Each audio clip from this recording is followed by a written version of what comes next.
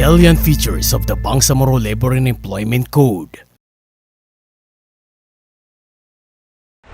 Integration in the code and recent and updated laws in PD 442, Labor Code of the Philippines, such as on apprenticeship, learnership, dual training, maternity and paternity law, and solo parent leave, among others. The code formally and expressly confers to the Ministry of Labor and Employment its devolved functions from the Department of Labor and Employment by detailing its particular and specific duties. The code legislates the cultural norms and values of the Bangsamoro people as an integral part of the workplace. The code adopts the basic and ethical rights in the labor sector, such as the right to disconnect, unemployment insurance, right of the workers under the contract of service to self-organization, and protection of the workers in the informal sector, among others.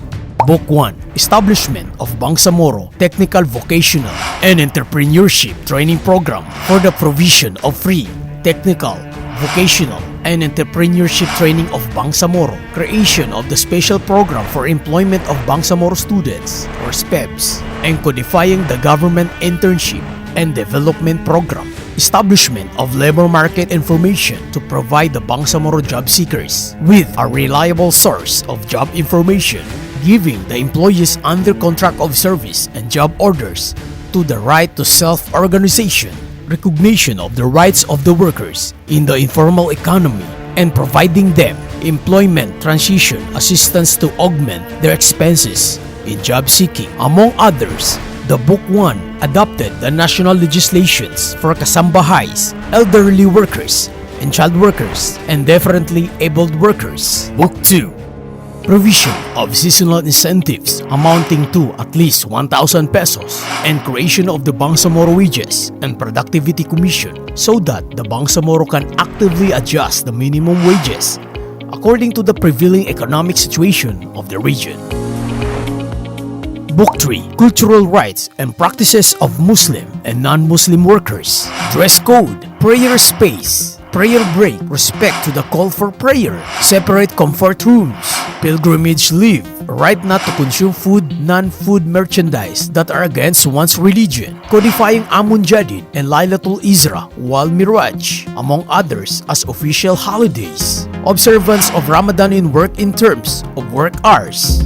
Book 4. Provision of quarantine leave of 15 days for disease or illnesses that needed to go quarantine, recognizing the right to disconnect after work hours, supporting the adoption of Mental Health Act in workplaces by mandating employers to develop appropriate policies on mental promotion, incorporating the following legislations in the Code: RA 11210, otherwise known as Maternity Leave Act; RA 8187, otherwise known as Paternity Leave Act; Solo Parent Leave under the Solo Parents Welfare Act of 2000, Leave under the VAUSI Act, Special Leave for Women with Gynecological Disorders and pursuant to Magna Carta of Women, Establishment of Lactation Stations under RA 10028, otherwise known as Expanded Breastfeeding Promotion Act of 2009, incorporating provisions under the Anti-Sexual Harassment Act, recognition of the prohibition against gender-based crimes under Safe Spaces Act, discrimination against differently abled persons under RA 7277, discrimination on account of age under RA 10911, and unemployment insurance for Bangsamoro workers.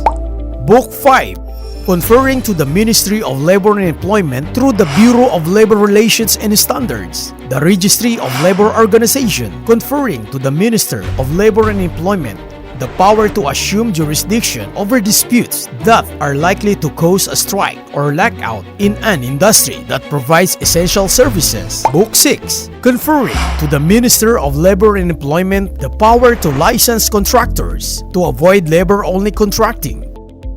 Book 7. Bangsamoro Labor Justice Administration, creation of Bangsamoro Labor Adjudication Commission to serve as a quasi-judicial agency in BARM to resolve labor and management disputes, streamlining the complex process of seeking grievances in labor-related disputes by lodging in the aforementioned commission all cases that relate to labor.